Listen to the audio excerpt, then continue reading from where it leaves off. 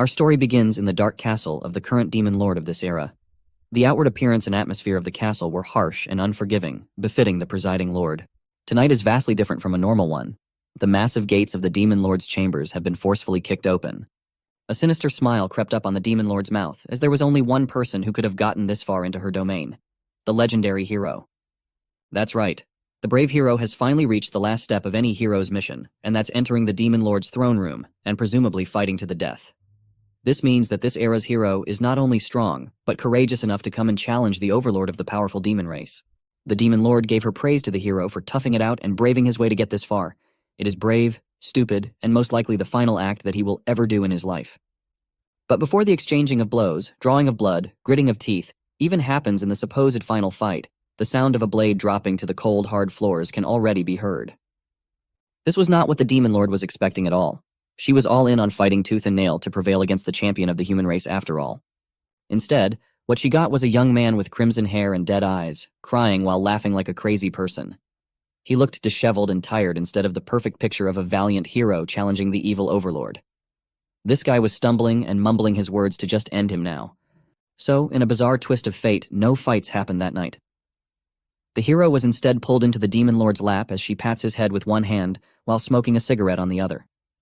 She asserted that in life, both good and bad things happen. Giving up your own after one or two bad events is never the way to go. She inwardly thought that humans are such cruel creatures, and this boy is evidence of that. They forced a 17-year-old handsome boy to fight against an all-powerful being, a demon lord like her. The poor young man was pulled out from a different world and was forced to risk his own life to protect a stupid king, his poorly treated slaves, and the endlessly corrupt kingdom. And so, this is how the story of a depressed hero and the demon queen started. Where will this story go? I don't know, but it will definitely be interesting. Without any special reason, the demon queen has decided to take care of the handsome young hero for now. She went as far as tending to him, giving him a comfortable bed to sleep on, while she spends her day sitting nearby, just lounging around and chain-smoking. Still, the irony was not lost on her. She was the demon lord of this realm after all. Helping the hero, whose main quest is to ultimately kill her, is a little odd, to say the least. After some time, the young man had finally opened his tired and bloodshot eyes slowly. The first thing he did was ask where he was, and he immediately heard a familiar voice perk up nearby. He thought that he had finally fulfilled his wish to die and was just chilling in paradise now. That thought made him contort his mouth into a weird-looking smile combined with his dead eyes. The demon lord saw this and jumped in fright. This young man had such a creepy smile.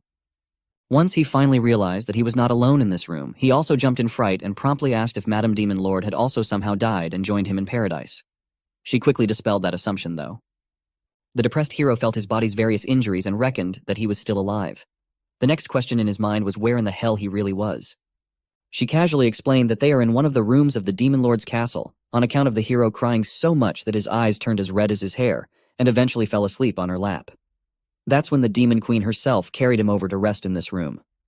Now that he was given the rundown of the situation, the next thing he wants to know is when does this woman plan to finally kill him?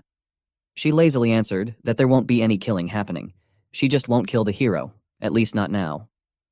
Instead of feeling relief from hearing that he gets to keep his life, he looked even more downtrodden and disappointed instead. The halls of the Demon Lord's castle looked dark and bleak, the only source of light in the room being the moonlight from the open windows and the spark of the Demon Queen's cigarette.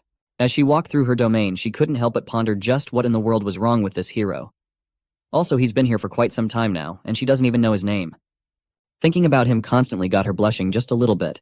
That guy was weird, or maybe she got it all wrong. And she was the one being weird in this scenario. She was running errands all around the castle when she was halted by the sight of a bright light coming from the front.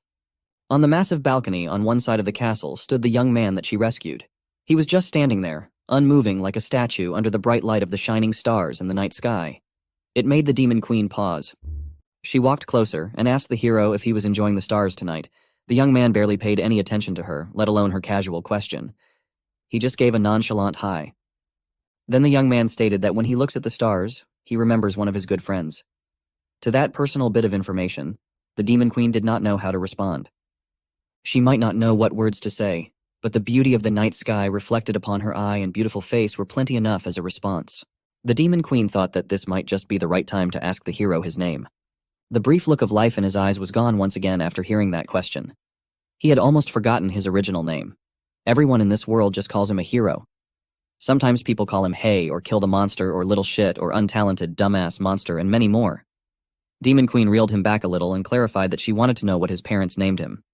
That clears things up nicely. The hero's name is Itami. While still looking up at the stars, not letting her eyes let go for a second, the Demon Queen wanted to present Itami with an offer. Hearing those words come out of her mouth in such a sultry voice made the depressed hero blush. His tears were starting to well up again for some reason. She noticed this and was confused once again. It seems like this guy really likes crying every time they interact with each other.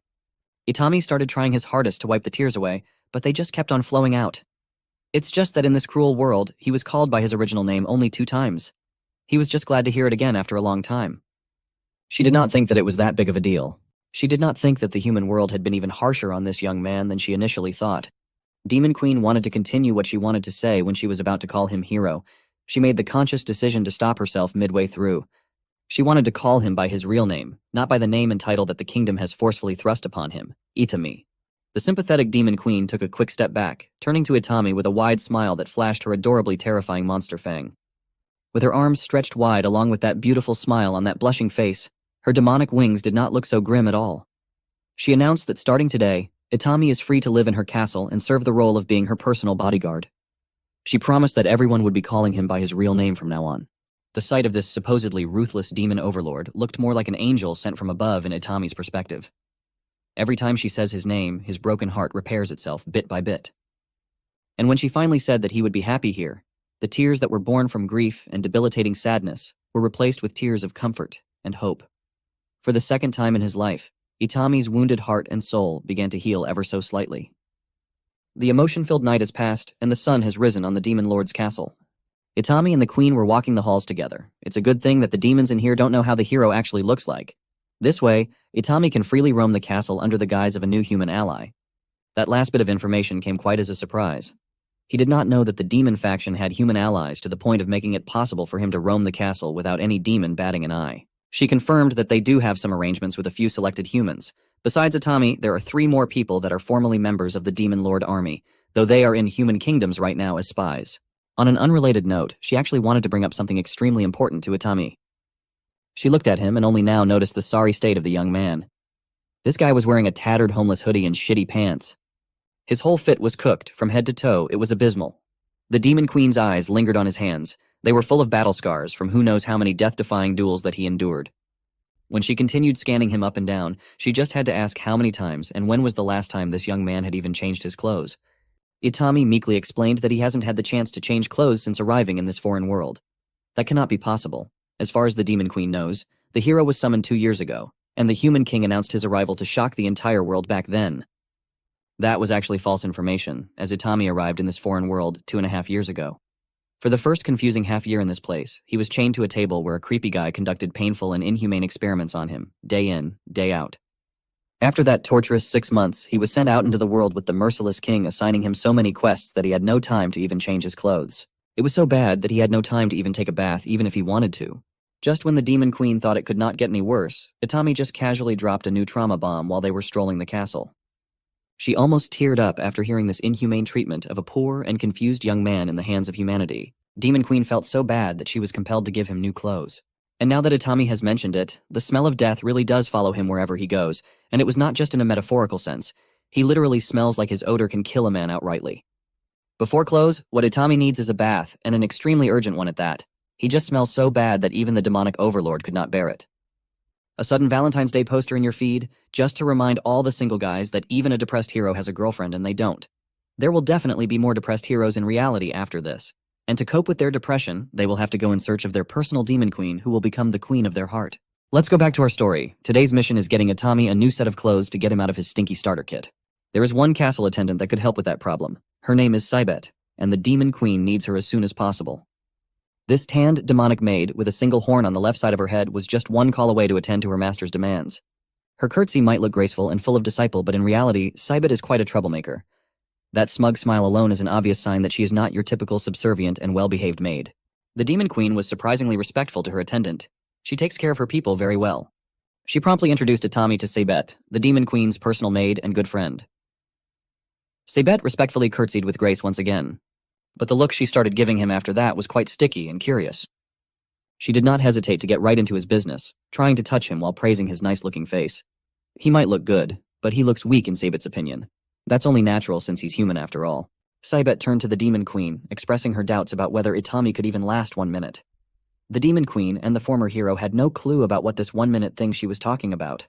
The maid gladly elaborated that there is only one thing that a 500-year-old Demon Queen needs, and she explained in the most family-friendly way possible through hands. It's about time for their queen to do the deed after all. If she was not being straightforward enough, Sabet just outrightly blurted out that the queen should finally lose her virginity, or be one forever. And if the Demon Queen does not hurry, Sabet might just go ahead and steal this new boy from her master outrightly, jump his bones and all that, as they say. The Demon Queen had to hurry up and grab Itami to cover his ears while she instantly gave Sabet a salary cut for being so inappropriate. That stunt earned her minus 1,000 gold coins. Based on her grim reaction, it seems like this was quite a regular occurrence for the unruly succubus maid. And something tells me that it is more or less for the same reason every time. She was reminded of the anecdote that a boss who cuts your salary to minus 1,000 is like a dragon who sheds its scales. It reveals its true form. It's time to go back to the original business of why they even called Sabet in the first place. New clothes for Itami. In this massive castle, they don't really have new clothes that will fit the frame of an average human, but what they have are the Demon Queen's brother's wardrobe. Maybe one of those outfits will fit the young man. Sabet was quite reliable when it comes to these things. She really thinks things through when it comes to what's best for the queen and the castle. But still, her succubus brain gets in the way from time to time. The exact moment when that happens was pretty easy to spot. It's when a bright blush appears on her tanned skin. Of course, the Demon Queen can easily read what this unruly maid was thinking in just a single look for a fraction of a second, and she won't hesitate to screw her head back in with a punch when Sabet starts thinking of lewd stuff. Today's clothing mission has led them to the castle's storage room where some of the Queen's brother's clothes are quietly put away. There are mountains upon mountains of garments of many different kinds in this massive room. The three of them had to split up in hopes of finding something that will fit Itami. What's surprising is that these heaps of clothing belong to just one person. He must be quite a fashionista. Thinking about it pissed off the Demon Queen out of nowhere. Right now, her brother's girlfriend likes dressing him up like a doll. That was why his original wardrobe has been thrown to fill up this storage room. Itami was quite worried that the brother would mind if they took his clothes without permission. But the queen was quite certain that it would be okay. That brother of hers never wore these clothes anyways. He just likes to wear that one black coat that she gave him some time ago. Upon quite a decent chunk of time looking through the mountains of fabrics, Sabet finally found something that caught her eyes and could fit Itami. The queen then turned to the former hero and nonchalantly ordered him to undress so they could see how well it would fit. Itami was quite prone to giving in to pressure, so he immediately started undressing in front of the two ladies, slowly exposing his toned body. The two women seeing this felt like lightning just struck them both. The Demon Queen even paused her chain-smoking for a while in shock. Itami cluelessly looked at both of them and asked why they were looking at him weirdly, as if his ripped body riddled with scars everywhere was not weird at all. Demons, no matter how brazen they might be, consider it rude to ask about scars. It's a cultural thing, but they both really wanted to ask Itami about his abnormal number of marks. Finally, after looking like a homeless bum for 2.5 years, the former hero looked at least decent now. He might not look like a valiant hero, but he looks nice. Of course, if you ask the succubus in the room, she will gladly confess that Itami looked a lot better without any clothes on, pants and all. The Demon Queen had to step in and threaten to cut her salary for the second time today, or Sabet might have just jumped Itami right then and there. When no one's around, the Demon Queen's personal maid likes calling her by her given name, Callie. Today, she was busy with paperwork, and Sabet wanted to give her a drink break. Demon Queen Callie does not like getting interrupted in the middle of work, but Sabet was just way too curious as to where in the world did Itami got that many scars all over his body. Callie had some ideas, but it's hard to say where the young man got those marks without revealing the fact that he's the legendary hero. But anyone could easily tell that the guy has fought against monsters often. Sabet's first thought was that Itami might have been a former adventurer or something, which was a reasonable theory. Callie neither confirmed nor denied her personal attendance assumption. Still, as far as Sabet knows, not even a demon can endure that many grisly wounds on someone's body. Besides, the mind suffers from wounds at that scale and quantity too. The queen did not take that into account. It's just another addition to the pile of anguish that the young man has suffered. She knew all too well that constant battles are dangerous for the mind, especially battling against someone like her little brother. This little detail did not escape Sabet's sharp ears. Callie just slipped up and revealed that Itami had fought against the queen's brother. Callie did not mince words any longer. She could easily deduce that Itami had fought her little brother at some point in time. Only her little bro could leave someone looking like that. But this was quite a revelation to her personal maid. That just means that Itami is supremely strong. Fighting against that monster is one thing, surviving is another. On top of that, Itami is clearly just a weak human. On that note, Sabet remembered something crucial regarding this subject. Her voice started shaking as she informed the queen that her brother would be returning to the castle today. If those two meet each other now, there's no telling what might happen. Actually, there's no need to theorize what would happen anymore. What Sibet was fearing was already underway in the lobby of the Demon Lord's castle. Itami and the queen's brother, who still have bandages covering the wounds all over his body, had already seen each other in this unlikely place. They laid eyes on each other, enemies that have fought and beaten each other within an inch of their life. They held neither animosity nor fear. But Lil Bro was not going to let this human roam the castle casually like this. He told Itami to call his sword right this second. They had a gentleman's promise between them. Itami swore that he will kill himself. For a moment, a different kind of smile surfaced on the former hero's face. He then raised his scarred hand to call his blade Sagi. He remembered the promise they made to each other. The legendary blade, Sagi, came bolting through the halls of the castle with incredible speeds, eventually finding its rightful place in Itami's hand.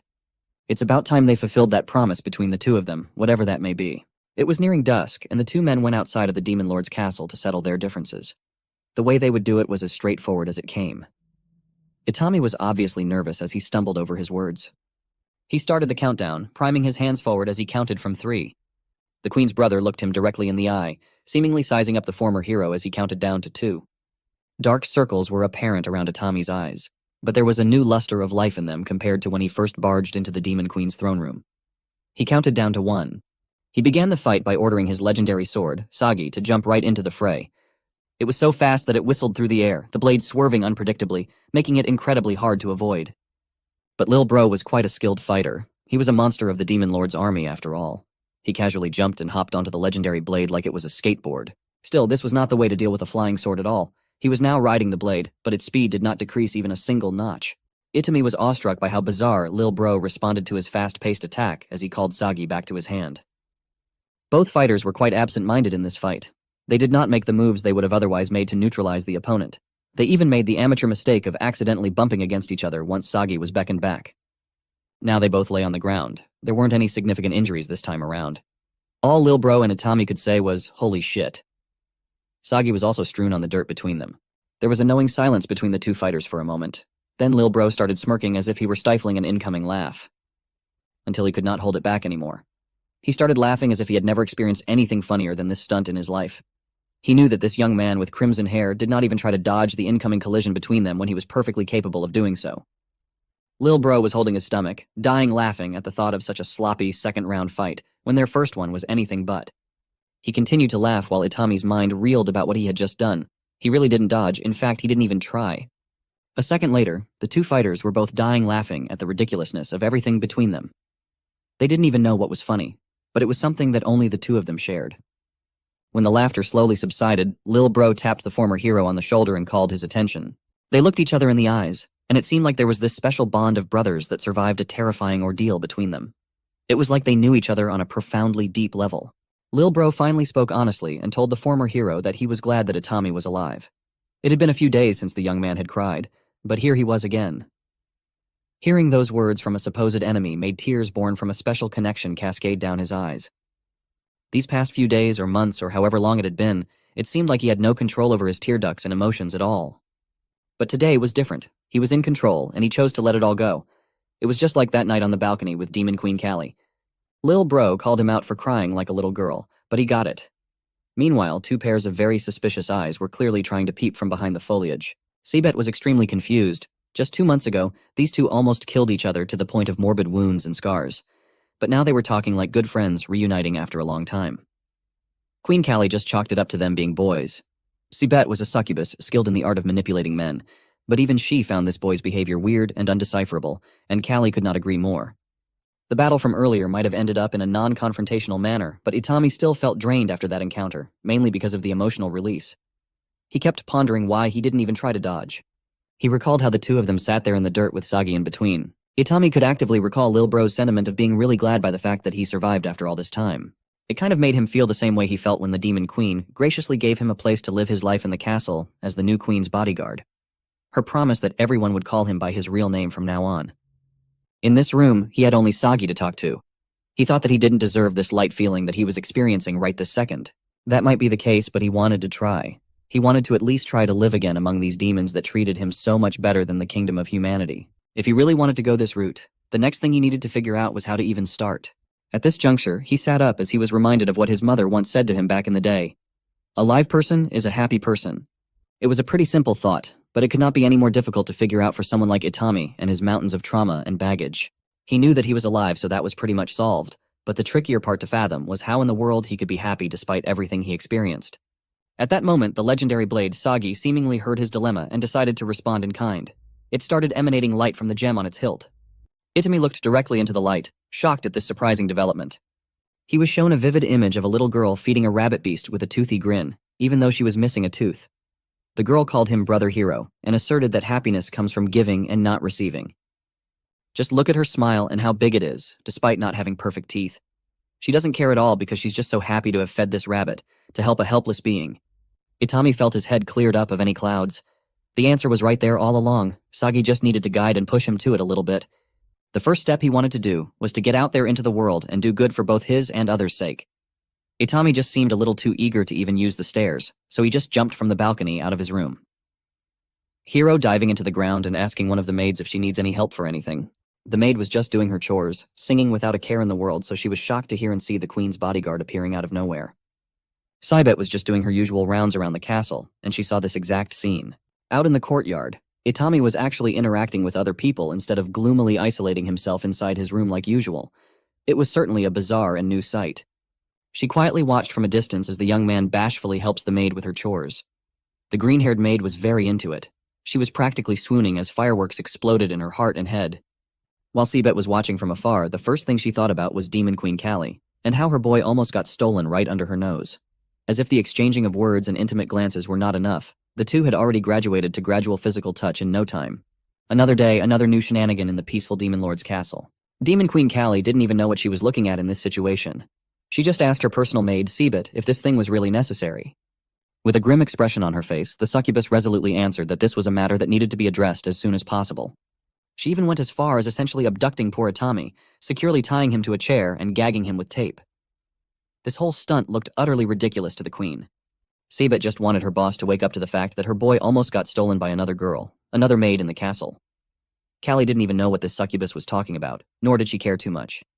The maid felt sorry for her master. Sure, she was the great demon queen adored by her people and feared by the enemy, but she was such a foolish woman. To this, Callie threatened to cut the maid's salary in half, but this type of intimidation tactic would not work anymore. It had gotten to the point that she could not cut what didn't exist anymore. Itami had lived in the Demon Lord's castle for only 2 weeks now, and in that short span of time, he kept on doing selfless deeds that led to the establishment of a fan club of some sort. The members included the maid girls and even the queen's little brother. This time, it had become clear to Callie just what was at stake. She finally saw what her personal maid was so desperately trying to make her look at. With these two fearsome women teaming up, it was not looking good for our boy. Sibet had an inkling of an idea.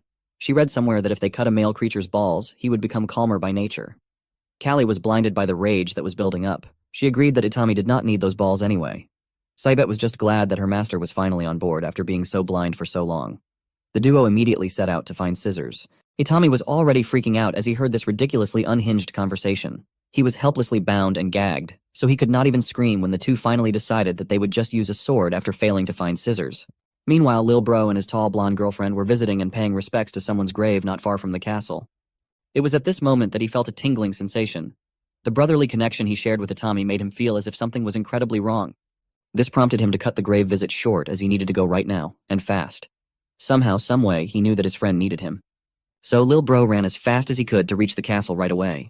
Inside the Demon Queen's office, the two women were still debating on the exact method to cut Itami's balls off.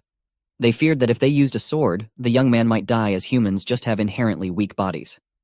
Unbeknownst to them, Lil Bro had already snuck in. He tried his best to figure out how to untie the bindings, but Sibet was just too good at it for some reason.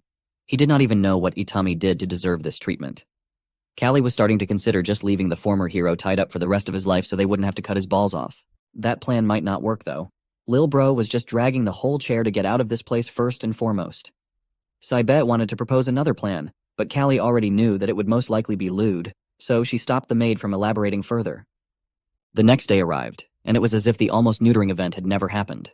Itami was lounging around the castle halls, looking at a lone flyer posted on one of the imposing pillars when Queen Callie happened upon him during her usual rounds. He was so engrossed in reading the flyer that he didn't even notice the queen until she spoke up and asked him what he was looking at. The former hero was extremely fascinated by the fireworks flyer posted up. He didn't know that demons celebrated the fireworks festival too. It turned out that it was an interracial holiday celebrated by all. Every race on this continent had its own version of the fireworks festival. That's because on this day, everyone remembered those who were no longer with them in this world. Death was a universal experience, so it was only fitting that everyone celebrated those who had passed. Itami was clearly fixated not just on the flyer but on the event itself. Queen Callie could see that. So, she went ahead and asked the young man if he wanted to go to the festival without a second thought. Itami answered that he would like to, but he had the duties of serving as Callie's bodyguard, sticking to her closely at every waking hour. At times like this, he should be ready to protect the queen in case something unexpected happened. Callie was kind of surprised to hear something very logical from this boy. Still, she knew that he badly wanted to go to the fireworks ceremony. Looking at his hands, he was even clutching a recipe for a firework tightly. She inwardly thought that Itami must have really wanted to go for some reason. Of course, there's a reasonable compromise to this. If he couldn't go without her, then they should just go together. The look in his eyes was quite dim, as if remembering something or someone. Demon Queen Callie started blushing at the fact that if she brought up the possibility of going to the festival together, it would totally look and sound like she was asking him out on a date. Thinking that it wouldn't be too bad, she just brute forced her way out of the awkwardness and blurted out the question of maybe going to the fireworks festival together. She sounded composed, but her blush told a different story. She continued that since she also wanted to go to the festival, they might as well just go together to diffuse some of the thick tension. Now she wasn't the only one blushing. Itami was getting red up to his ears too. It seemed like the plan was locked in. But first, they needed to give that firework recipe that Itami was holding so tightly to the demon firework master. This whole interaction was, of course, under the scrutiny of three very familiar figures hiding inside a potted plant. Lil Bro felt like his ears were lying to him. Hearing his big sister ask someone out like that was surreal. Sabet assured him that they heard it all correctly. The Demon Queen was going on a festival date with her bodyguard. So, Operation Callie X Itami was underway. It had just started from this minute forward. The agents even had cool sunglasses to go with the covert operation. The Demon Queen and the former hero left the castle and headed to the outskirts of the demon territory, where the famed Granny Hang resides. She was a sweet old demon woman. If you see an old-looking demon, then that must mean that they must really be old by human standards. She just turned her head lightly and greeted the demon lord. Callie pushed Itami as she stated their purpose of visit, to order a firework for the upcoming firework festival. Her bodyguard already had the recipe in his hands. Itami promptly showed Granny Hang the tattered firework recipe. It looks like it has seen better days. There are red stains all over the paper, which I assume were blood. Granny Hang was pleased at the sight of such a traditional recipe. She's been making fireworks for festivals for 500,000 years now. And in that massive time frame, she could not even remember the last time she made a firework for a normal human. Itami is a polite boy. He respectfully handed the recipe to the old woman, thanking her for doing this favor. But before he could finish blurting out his thanks, the granny demon had already brought out a strange apparatus to nick him in his hand. Queen Callie forgot to inform him that this old demon uses blood in making her fireworks. That's why she drew some from Itami in the blink of an eye. The granny already had a feeling that this particular firework would be interesting. She turned her head to her two visitors, curious as to what in the world is the Demon Queen doing with a human out in the open. What the granny saw was the two likely lovebirds tending to one another. Itami was still shaking in shock while Callie blew on the tiny nick in his finger. While synthesizing the would-be fireworks, the granny posed a question to the two. She asked the kids if they knew how the demons started to celebrate the firework festival. Itami confidently answered that he read somewhere the fact that 500,000 years ago, the first king of the human kingdom made the first fireworks.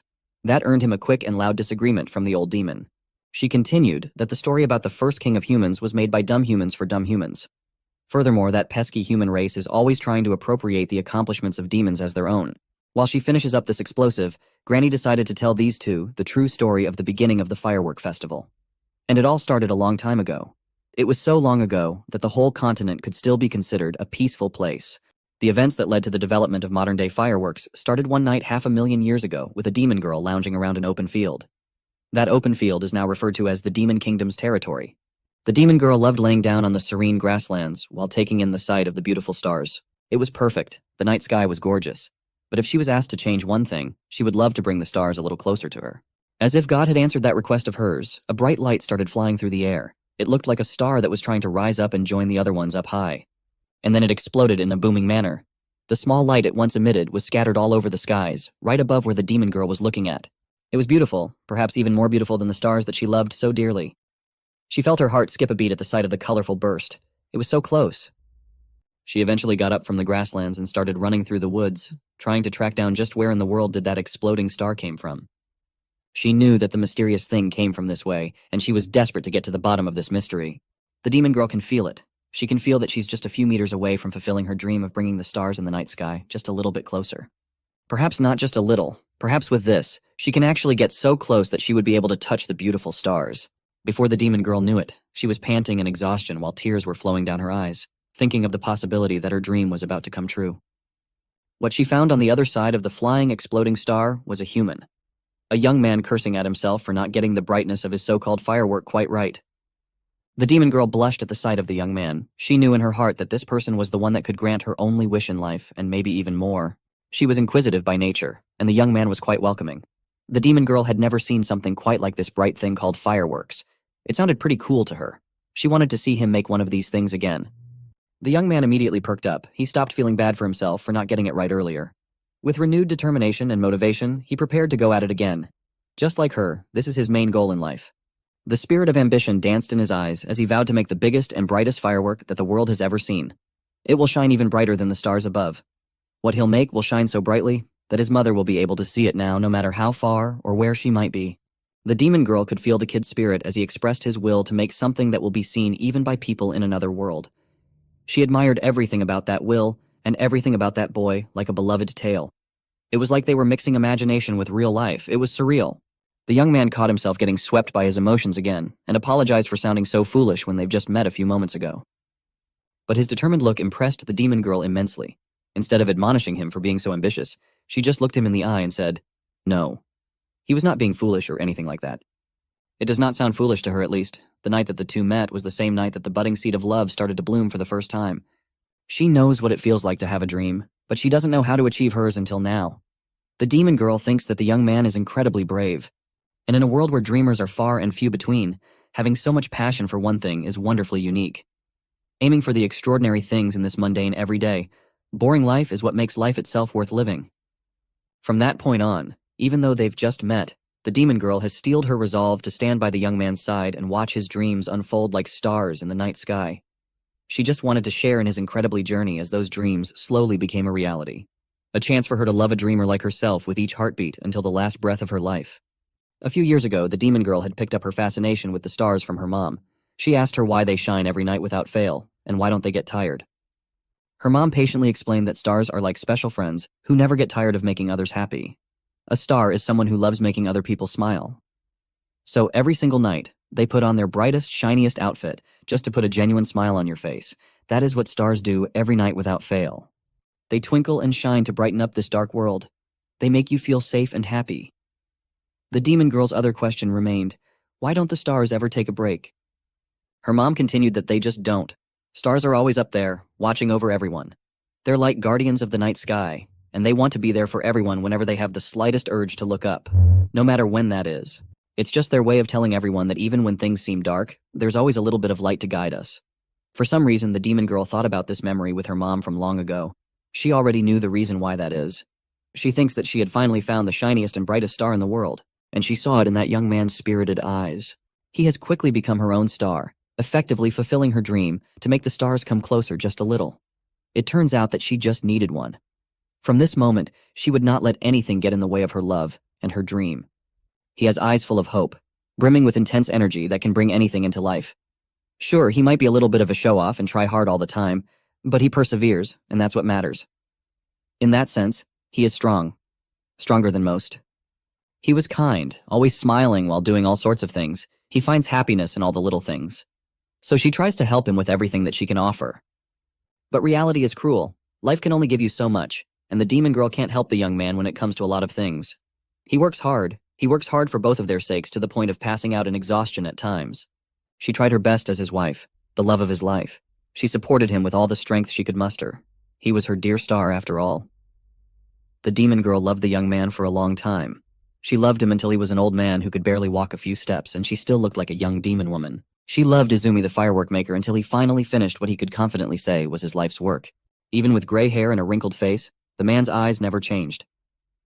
He still had the eyes of a dreamer, the eyes of someone who wanted to give something extraordinary out into the world, until he was satisfied to call what he made a true firework. His eyes might still be brimming with light, but his body has gone frail. Every so often, he needs to take a rest under the shade of the woods where the lovers first met. The demon girl told him not to force himself too much so many times already, but Izumi's still young at heart. But the detriments of time were not lost on him. He knows this loving wife of his has been constantly worrying about him these days. He could not find the right words to thank her enough. Countless thank yous will never suffice for the love and care that she gave him for many years. Even after all this time, the demon girl still blushes whenever Izumi is being nice to her. Tonight was the night. The husband and wife were just waiting for the sky to darken and the stars to come out and play. They've been together for decades, yet the demon girl still feels comfort when resting her head on Izumi's once wide and strong shoulders. At his twilight years, Izumi could not help but remember his mother and the house they lived in. He remembered how she was always smiling when looking at firework displays. He was certain that his mother's smile was brighter than any other firework in the whole world. But the nagging question in the poor young man's heart was when his mother would ever look at him like she used to look at those fireworks. For a long time, fireworks did not make Izumi smile. They made him weep in sorrow instead. Fireworks symbolized the uncertainty of his life. They reminded him of the cruel hands of fate, the cruel hands of the adults around him when he was little. Instead of being swallowed by the shadow of grief, he set out with the mission to make the brightest firework the world has ever seen. If he does that, maybe things will turn out differently. Maybe the scars of his past won't hurt so much anymore. And maybe, just maybe, for the first time in his life, Izumi's mother would look at him like how she looked at fireworks. The young man went on a mission to please his scumbag of a mother and reached the end point with something so much better. In his desperate attempt to make the brightest thing in the world, Izumi found the most radiant woman in his eyes. The moment when he finally saw the fruits of his decades-long labor was shared with the woman he loves. He successfully made the brightest fireworks that the world has ever seen, but its luster paled in comparison to his muse. As Izumi's heartbeat slowly fell out of sync, as the inevitable father time finally started catching up to him, he did not even look at the skies to see his masterpiece. He just looked at his wife's beautiful smile. He trembles as breath becomes ragged and his heart loses its rhythm. The last thing that Izumi the dreamer saw was the most beautiful thing in the world. Brighter than any firework he could make, brighter than any stars in the sky, his wife's genuine smile. Her eyes are full of love and devotion, her mouth that never stops speaking encouraging words. Izumi had a tough start in life, and he ended it with a beautiful explosion. The demon girl got close to the only star that mattered, but time and life cruelly took him too soon. When the fireworks died down, she was left with the cold, dark night. No star in the skies could ever compare. Izumi has died with a contented smile on his face. He died a star's death. Now she is all alone, back to square one, back to the days of not having anything to strive for, back to a life without her star.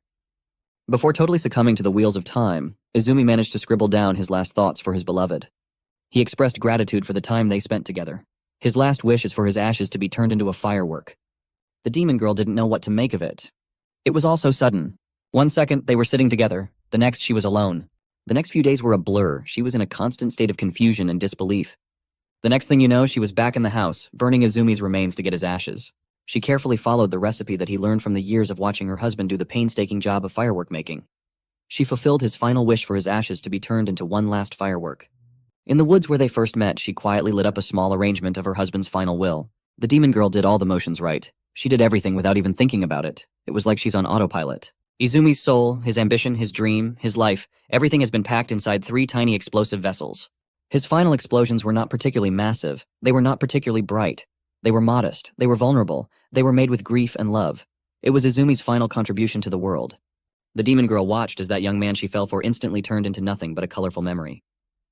And when the colors died down, she was left with nothing at all. For the first time in a while, she had a different reaction other than the catatonic state that she was in. Her hands trembled while she reached for her face. The tears, the pain, the love, the longing, and everything in between. Everything came crashing down like an explosion of one massive firework. She was devastated. It took everything in her power just to stay upright. When everything had been released, she was left an empty shell of her former self. The demon girl, if you haven't figured it out yet, is named Hang, as in Granny Hang. Izumi was the one who taught her that where he was from, in a different world, people shoot a lot of fireworks once a year. He eagerly told her the story about how his mom was the happiest person in the world when that day comes every year. And when his mom was happy, Izumi was happy too. Izumi had long since connected his love of fireworks to his mom. It sounds stupid, but that was the only thing pushing him forward back then. Hang remembered Izumi saying that thanks to fireworks, he can still remember his mom's face. And maybe through fireworks, Hang will be able to do the same to him. Back to the present, thousands of years later, Granny Hang has concluded her story of how this day helps demons to not forget the faces of those they loved a long time ago. No matter how much time passes since a special person has perished, the fireworks that you both looked at will never let you forget their face. Any important person who you lost a long time ago will be alive in that brief moment of beautiful explosion. That is why firework recipes like the one that Itami carries are made. The bright light of the firework made from his blood, and this recipe will bring the person back to life for a moment. Just a little moment while the fireworks fire colors the sky with its hue. Just as the story concluded, Granny Hang handed the former hero the firework that he wanted to make with that tattered recipe. With this thing, he'll finally be able to see his teacher again. That woman was crass. She likes to refer to Itami as Idiot Boy, back when they haven't even been introduced to each other. Today is the day that Operation Kali X Itami goes in full swing, with Lil Bro leading the charge. Tomorrow night is the official start of the mission, the night of the fireworks festival. Lil Bro is taking this quite seriously, with Sabit and his girlfriend forming the rest of the team. There is only one main goal. Lil Bro chose to demonstrate that goal using his unsettling voodoo dolls of his friend and big sister, making them kiss vigorously. The Queen's personal maid is all in. She thinks it's a perfect idea. Lil Bro's girl, on the other hand, feels quite queasy at the thought. She's quite shy. This was a perfect plan if it were not for one significant and glaring problem. Pulling out his unsettling voodoo dolls again, he started ramming the two against each other in frustration at the fact that Itami and Kali are not making any effort to kiss by themselves. The first step of the task force is to figure out just why these two young and good-looking couples refuse to engage in some lip-to-lip action. When Lil Bro asked for ideas, the first thing that came to the succubus's mind was that maybe the Demon Queen does not like the size of Itami's package. Hearing this made Lil Bro's girl blush to high heavens. It was good that Seabet was engaging with the planning phase, but Lil Bro just does not see her suggestion being the case. He thinks that his sister does not like Itami because the poor guy looks like a burned stick or something even worse. Either way, the answer is quite simple. They should just make Itami more kissable. That is when his girl comes into the picture. They desperately need her help in this mission. There's no one who can fix this problem other than his beloved girlfriend. Itami can probably be easily spotted if you just look at the corners of the castle where a young man could cry or something. It is Lil Bro's mission to find and make Itami more presentable. After getting the fireworks dedicated to his teacher, Itami could not help but reminisce about his experiences with her. Like that night in front of the bonfire after a bloody battle. The legendary blade, Sagi, was covered with the blood of enemies that the hero just slaughtered. Even up to that day, his teacher still liked calling him an idiotic boy. She just refused to call him by his name, or even hero for that matter. This woman just looked at him like he was a clueless waste of space sometimes. Her crass tongue was quite harsh at times. That night she asked him who he really was. Itami was quite new to this world back then. He didn't even have the countless scars on his body and the gnarly mark on his face. He just answered that he was the hero. This was back when he still held pride in being dubbed and labeled as humanity's champion, the hero, when he believed that he would be the one to kill the demon lord and save the humans or something idiotic like that. He was full of life and motivation back then, and the green-haired mentor just looked at him with pity in her eyes. Then upon realizing that he was serious, she stifled laughter by sucking in air, not letting the rude amusement go. But she ultimately failed to contain the incoming chuckle. She laughed so hard that she started crying. When asked why the hell would she laugh at his mission, she just dismissed the pissed-off Itami as it was nothing. She just felt like laughing. Back to the current day in the Demon Lord's castle, Lil Bro's girl is disgruntledly roaming the halls in hopes of finding that bodyguard. She doesn't even like the guy, and she was supposed to make him kissable somehow. Actually, she hated that young man with a passion.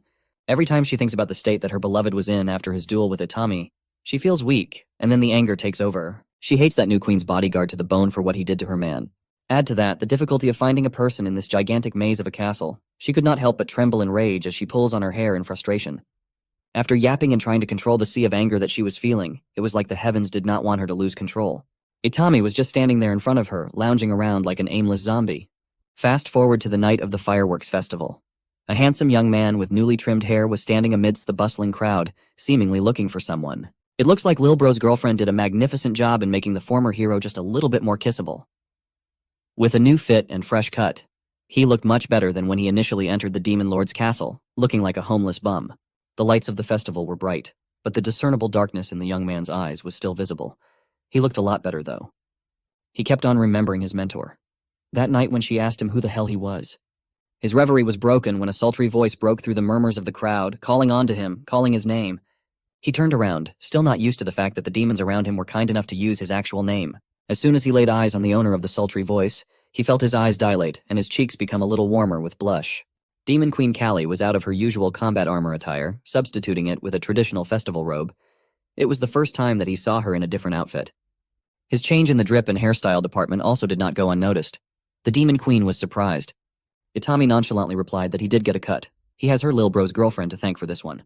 For some reason, Queen Kali was still harboring some deep, deep hatred for that girl. She likes calling that tall blonde a bitch. Just when the confused Itami was about to inquire about that choice of words, the queen was already rushing to his side. Kali was quite strong. She's a demon overlord after all, so she could just easily drag her bodyguard through the streets to avoid talking about that hateful blonde. Amongst the crowd, that same woman was just standing menacingly near one of the festival stands. It looks like she also decided to wear a traditional robe. You can never see her eyes under those egregious bangs, so it is quite difficult to figure out just what she was thinking at any given moment. But at that moment, you could tell that she was furious with what she heard. This was the gratitude she received for her efforts. A few days ago, Lil Bro's girl essentially abducted Itami while he was roaming the castle halls like a zombie to give him a forced makeover. While she had him strapped to the chair, Itami did not know what was going on. Her mind was stuck on the image of her man's condition after that horrible fight. She had her scissors ready. It was supposed to be for cutting hair, but there were brief moments when she had the urge to just cut or stab Itami on the neck. Meanwhile, the former hero was just behaving politely. He was getting a free haircut after all. It's also too quiet in the room. He thinks that he should maybe strike up a conversation. Her thoughts were vastly different, though. She got murder on her mind. Itami spoke up. He told her that his big sister used to cut his hair like this. That was way back when he was in a different world, which he disguised as home village. But when he became a hero, disguised as an adventurer, now he can't go to his big sister for haircuts, as it's just too far. Because of that, Itami has had this mess on his head for a long time now.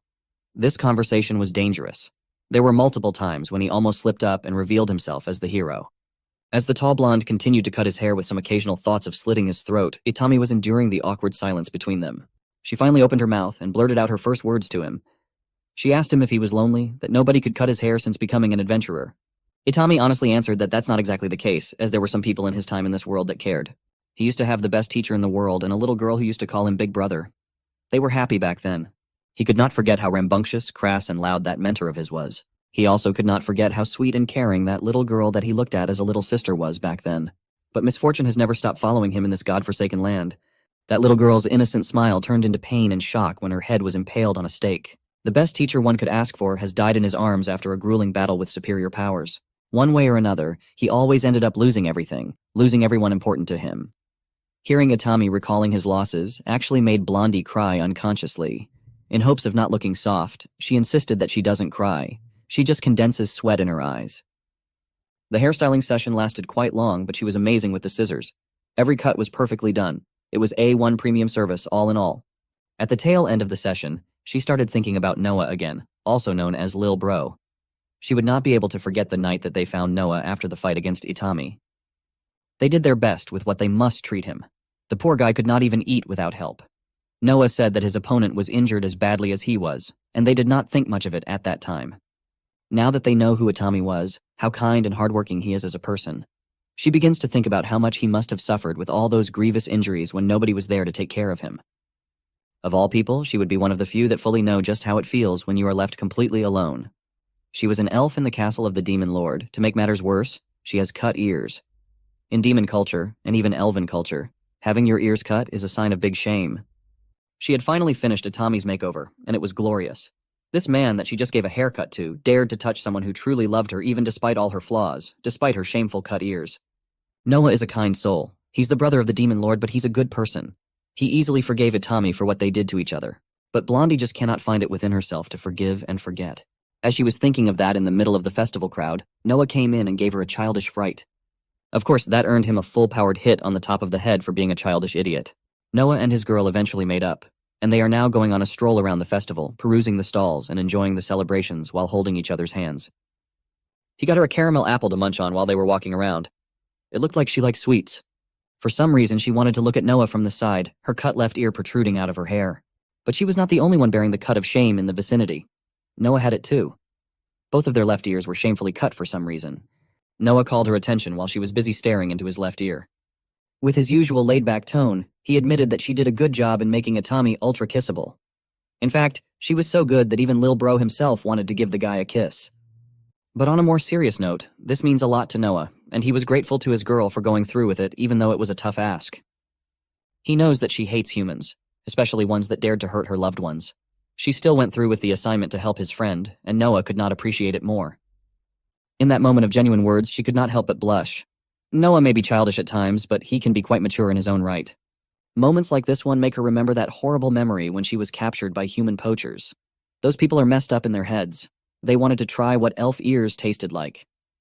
Her family does not have enough money to buy her back, so the kidnappers were essentially free to do what they wanted to the little elf girl. She was defenseless, vulnerable, and scared. But in that moment, the voice of another child yelling at the kidnappers to stop touching her gave the little elf girl a glint of hope. The kidnappers almost forgot that they had another captive in one of the cages. They caught this kid with other demons near the border of human-demon territory. It was a young Noah, a demon child that was evidently tortured throughout the span of his stay in this hellhole. The kidnappers agreed to take their grubby hands off from the elf girl, but they would need to eat something else for that to happen. Their counteroffer was that they'll just cut and eat Noah's ears instead. These kidnappers knew the cultural significance and shame that demons hold for those that have their ears cut. The kidnapper held up the elf girl in front of him, asking a little kid if he was ready to take on that shame for the sake of an unknown elf who was essentially abandoned even by her family. Noah does not even have to do anything anymore. His family is royalty, so they've agreed to buy him back. The kidnapper added that his father will be very disappointed when he comes back to the castle with the mark of shame. But even as a kid, Noah was as decisive as one can be. His father taught him that a demon's role in the world is to help weak creatures. And looking at the eyes of that poor little girl, there's no one in this place that needs help more than she does. Even if it costs him a life of shame, even if they take away his honor, even if it hurts like hell, he will gladly refuse himself as a proud member of the royalty. Noah will clench his teeth and take the pain silently as a true demon. Until now, that grown-up elf girl still remembers how resolute and determined Noah's eyes looked like back in that dungeon. Her, on the other hand, was just a helpless little girl that has given up hope, full of fear for what's about to happen. Those painful memories have never left her mind even until now. Every day that passes by, the gratitude and love she feels for Noah continuously grow. She would do anything for this man. Back to our main couple, Callie and Itami have gotten out of the chaos of the main street where the festival stalls and the people were clamoring. They both prefer the quiet of the cliff above the market. Besides, this is the best view to watch the fireworks. It should be starting soon, but it looks like they arrived a little early, so they will need to wait just a little bit longer. Before the fireworks even started, the night sky was already putting on a show as a meteor shower started raining down. Itami stared at the stars intently, moved by its vastness and beauty. Queen Callie did not do the same. She wanted to look at her bodyguard. She wanted to figure out what he was thinking. While she was lost in thought, looking at the young man, she started to recall their first meeting for some reason. Itami looked like a homeless bum, but what's more striking was how he looked like a lost soul that just wanted his suffering to finally end. Without thinking much further, Callie decided to ask him why he wanted to die that day. Itami took a pause for a moment, thinking of how exactly to answer that extremely loaded question. He finally opened his mouth and just answered the first thing that came to mind. He wanted the Demon Queen to kill him at that time because he felt like he was at the bottom of a toilet clogged with shit. Itami did not know anything about this world at all.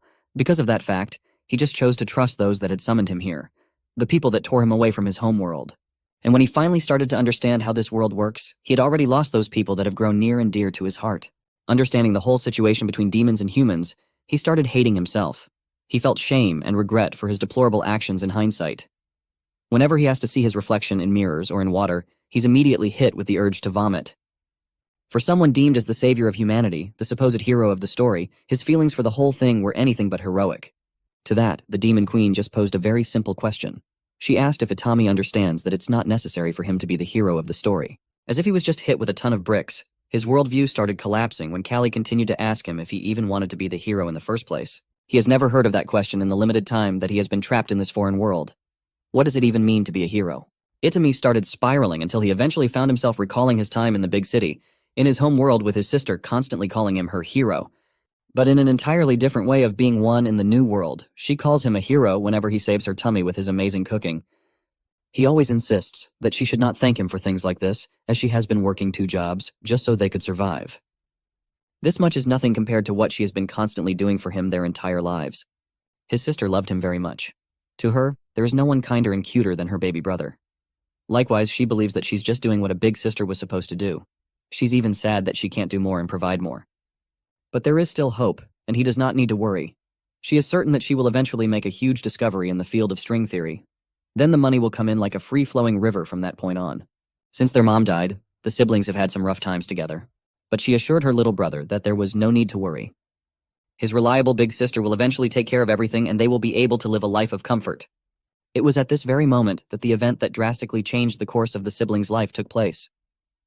The whole tiny apartment was filled with bright green light. And Itami was the source of this anomaly. Bit by bit, his body was consumed by this mysterious green light, seemingly consuming him from head to toe. The last thing he did before being transported to another world was call out to his sister with fear plastered all over his face, confusion in his eyes. The view of the apartment and his reliable big sister was slowly replaced by the view of a massive room that almost looked like a cathedral. Then came the grating, pompous voice of the man that made his life hell for the past 2.5 years.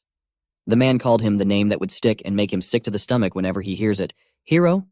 A foolish king with all the wealth, prestige, and authority in the kingdom.